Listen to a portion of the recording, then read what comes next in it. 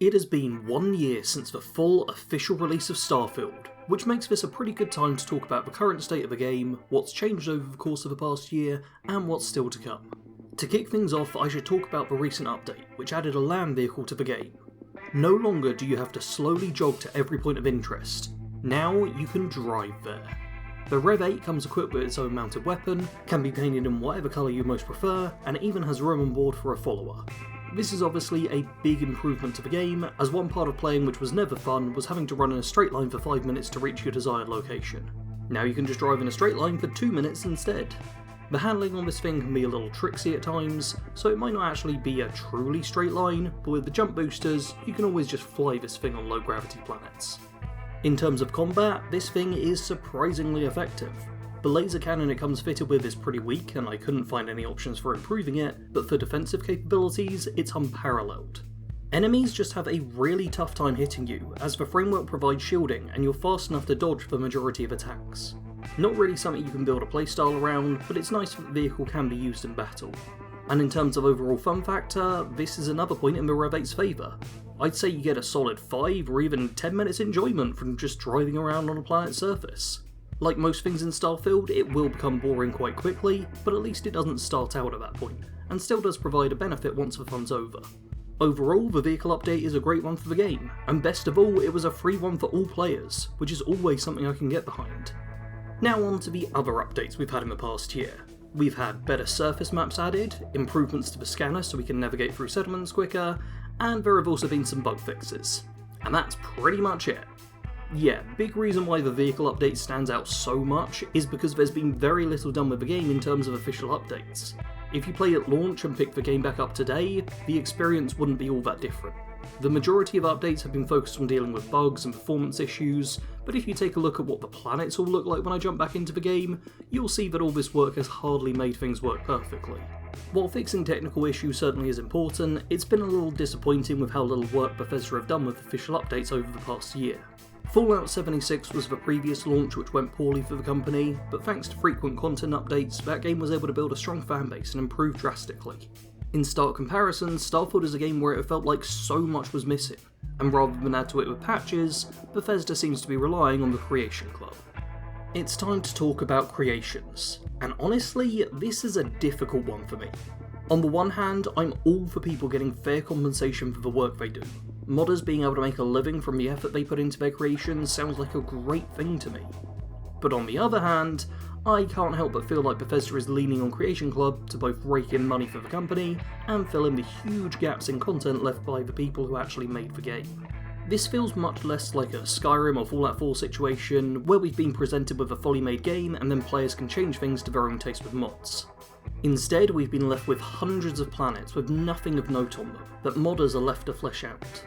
I've reached a point now where I genuinely believe that the empty planets problem wasn't viewed as such by the folks making decisions at Bethesda, as they just felt that modders will fix it. It's a phrase I've heard in the community for years and have strongly disagreed with. It's not the job of modders to make your game good for you. We should be starting with a game that's actually good and well worth playing, and then modders can come in and add to it. And the worst part is that Bethesda are incentivized to lean on creations for new content, rather than adding them in patches. A patch is something players will expect for free, it's just an update to the game after all. But with creations, a lot of them cost credits, and if you want to get credits, then you're going to need to buy them with cash. Take a look at this pricing model and get angry with me for a minute. Not only is it a lot of money to buy credits, with the cheapest option costing you a $5, but you also can't just buy however many credits you need. Only want to buy a creation which costs 400 credits? Well, you can't buy 400. You have to buy the 500 pack instead. This is hardly a problem unique to Starfield, but I truly detest the way the whole pricing model works, as it's just designed to get more money out of people, rather than letting them pay the actual amount for a product. I just went and ran the numbers real quickly in order to see how much it would cost to buy all the creations. At least that's what I tried to do. I couldn't find a way to actually show every single creation at once. They're all split into different groups, and even sorting by latest doesn't let you scroll to see them all. So instead I picked a few different categories.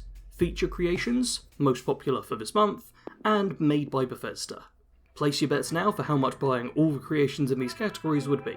If you decide that you want all of the creations which were deemed most popular this month, then that will cost you 8,400 credits. Of course, you can't just buy 8,400 credits, so instead you'll need to purchase the 5,500 bundle, and then you're still nearly £3 short. So you also have to buy the 2,700 bundle and the 500 bundle. All in all, that comes to £69.72. That's basically 70 quid. That's a full AAA game at release. You know what?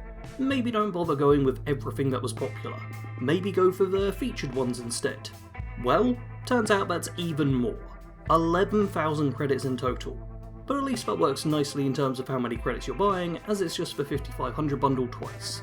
That means it will cost £85.98 to get all feature creations. I think you're starting to see why I'm running on the theory that Bethesda are just going to milk creations to turn a profit. Why fix the game with free updates when you can instead sell it piecemeal to the biggest fans for more than a full game would cost? You know what, maybe I'm being a bit harsh. Most of these creations come from modders, and they need to take a cut from all the sales too. How about I just tot up all the creations that were made purely by Bethesda themselves? You know, the ones where all the money is going straight to the company. Well, the total here is 4,100 credits, making it easily the cheapest so far. However, it is once again a little tricky to buy that number of credits. The cheapest way you can do it is by getting the 2,700 bundle, the 1,000 bundle, and the 500 one too. In total, that's going to cost £35.52. £35. You know what else costs £35? Fallout 76, Rust, Stellaris, Helldivers 2, Manor Lords, Skyrim Special Edition, Planet Zoo, Alien Isolation, and Death Stranding Director's Cut. That was just me going down the list on Steam for games which cost that much. Buying any one of those games is such a better use of money than buying creations. There's so many great games you can buy for that price, and that's just looking at games while they're not even on sale. The Creation Club is such a monstrous rip-off. A clear cash grab that is designed to keep Bethesda's games pumping out money in the most efficient way possible for the company. Starfield remains a half-baked game, and there's not a lot of incentive for Bethesda to finish baking it when they can just earn money from credit sales. I know there will be plenty of people wanting to defend creations and say that I'm misrepresenting them by bundling things together, but even if you're only buying a creation or two, you're still spending a £5 bare minimum, and what you're getting for that would typically just be a few weapon skins. We have the bounty hunting stuff added in with the Trackers Alliance, and as someone with a real fondness for mercenaries, this sounded like the perfect update for me. But with most of the content hidden behind creations, I've not even bothered starting it. If I ever want to finish that questline, then I'd have to keep paying money every time they come up with a new target to tackle, and I just don't want to be slowly bled of my cash. From where I'm standing, the future of Starfield looks bleak, but there is one ray of hope left. Shattered Space. The first proper DLC expansion for Starfield is due to release at the end of the month. At time of writing, I don't know all that much about it. We've had a teaser trailer of sorts, and what little has been revealed sounds promising. There seems to be a large focus on story and narrative, while exploring a genuinely interesting part of the established lore with House of Rune.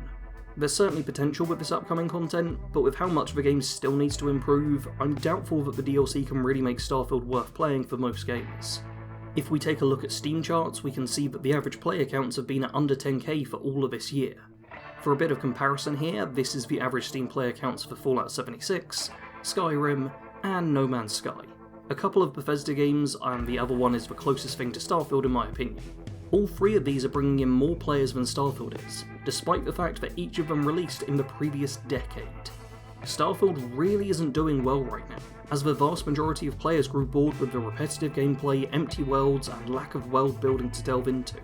There's just so much that Starfield is lacking, and while I do technically have my hopes up for this new content, I still don't think it will be enough to fix what is a fundamentally unfinished game. In its current state, Starfield just isn't worth paying for. There are people out there who genuinely love this game, and it does have some good points. The shipbuilding mechanics are incredibly fun to play around with, the story is engaging the first time you play through, and there are some interesting characters and factions to interact with, but there's just not enough there.